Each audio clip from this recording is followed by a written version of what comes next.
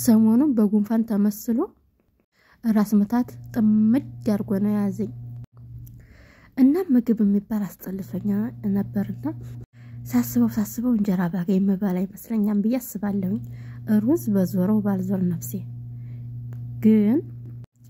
የእንጀራው ስራ አርካሚ ሆነብኝ ሳስበውና ለምን ገንፎ አላገነፋም ብዬ ገንፎ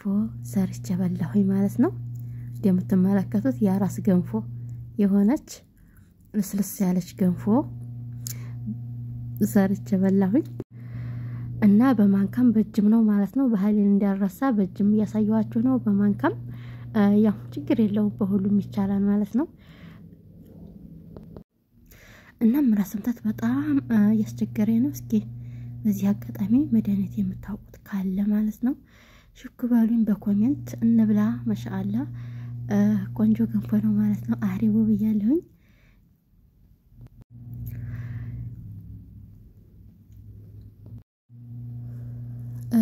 ሰሞኑን ማለት ነው የሙቅ ያገራችንና መድኃኒት ለጉንፋን መድኃኒት ይወጣሉ ተብለው የምታሰቡ ጅንጅብል በሻሂ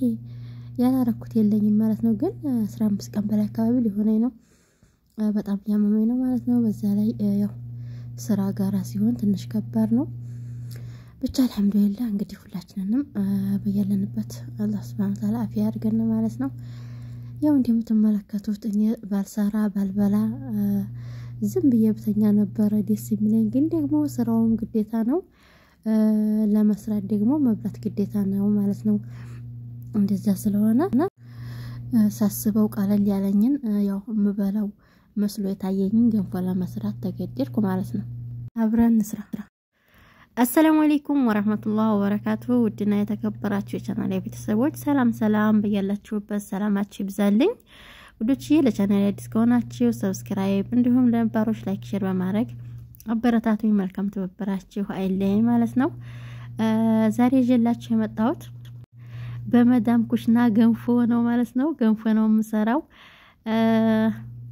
ቆንጆ ገንፎ ለመስራት አስቤ ነው ማለት ነው ለስለስ ያለች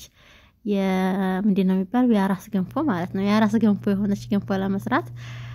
ነው ማለት ነው እንደነገርኳችሁ ያው ትንሽ መማርጎኛልና በቃ እስኪ ለራሴ ልጠናከር ብዬ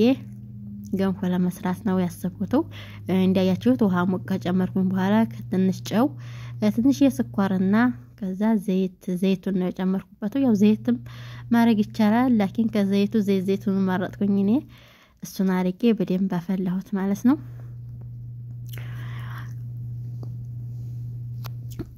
በዚህ መልኩ በደንብ ከፈላልኝ በኋላ ደቆስ ነው የጨመርኩት ያው እንግዲህ ሳገነፋ መንሰል ባንድ እጅ ስለሆነ አይመችም ያቆንኩኝ በመሃል ነው የማሳያችሁ ባንድ እጅ እየቀረጽኩኝ ሰው ስለሌለኝ ለመስራት አይመችምና ተረዱኛላችሁ ብዬ አስባለሁኝ እንደምትመለከቱት ያሽሆስ ነው ማለት ነው አዋህጀዋለሁኝ የመጀመሪያውን እና በመቀጠል የፈላ ውሃ ጨምሬ በደንብ እንዲንፈቀፈቅ ተዋለሁ ማለት ነው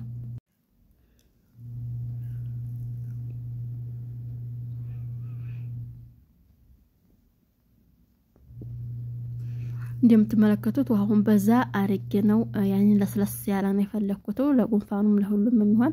እኔም መባላለሁ ብዬ ያሰብኩት እንደዛ ነው እንግዲህ እስኪ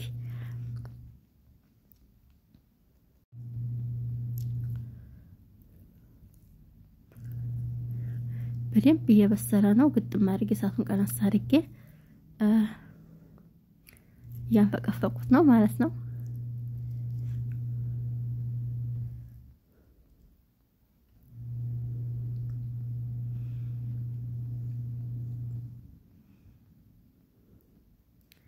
እና እሽታረኩት በደንብ ከተንፈቀፈቀ በኋላ እሽታረኩት ማለት ነው ከዛ በደንብ አሽቼ ሁለተኛ ዙር ደግሞ እንደዛው የፈላው ነው ጨምሬ ማንፈቀፈቀው በደንብ በስል ብሎ ያው የሚጥም ገንፎ እንዲሆን ማለት ነው እና ለስለስ ያለ ድርቅ ያለ ሳይሆን ለስለስ ያለ እንዲሆን ነው እንግዲህ ያው ለጉንፋኑ ተብሎ አይደለ ለጉንፋኑ ተብሎ ነው በልጃም ወይን ተብሏል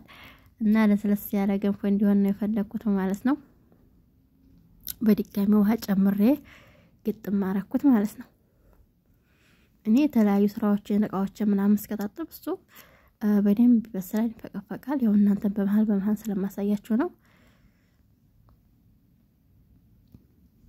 እንደምትመለከቱት በደንብ እንደበሰለ ያስታውቃል ፈቀፈቀዋል ማለት ነው ይሄው እሺ ታረኩት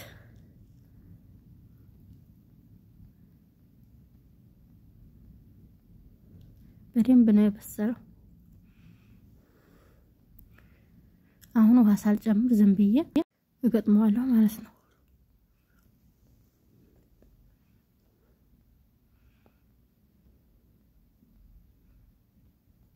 ይሄው በገዛም ፏላቱ በሙቀቱ በደንብ ነው በስሏል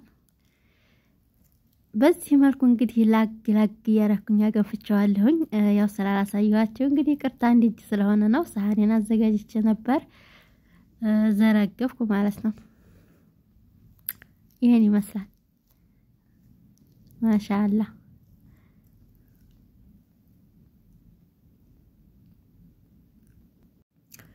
ከዛም ወደ ክላስ እየቻርኩኝ ማለት ነው እንደምትመለከቱት በዚህ መልኩ ተጠናቀቀ ማለት ነው አህሪቡ በያለሁኝ አህሪውልኝ ተፈደሉ አብረን እንብላ ማለት ነው ቢስሚላህ ማሻአላህ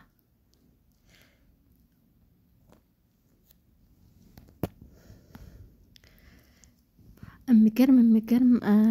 ጣዕም ነው የሆነው ማለት ነው በደንብ ነው የበሰለው ያው እንግዲህ ላውን ፈሳሳስ አላረኩበትም ቅቤ የለኝም ማር ነው ማለት ነው እና በደንብ በስሏል ቆንጆ ሆኗል የሚገርማችሁ ነገር እንደዚህ ጃሂዝ አድርጌ ተጨርስ ምናምን ፍላጎት የጠፋ ማለት ነው ግን የግዴታ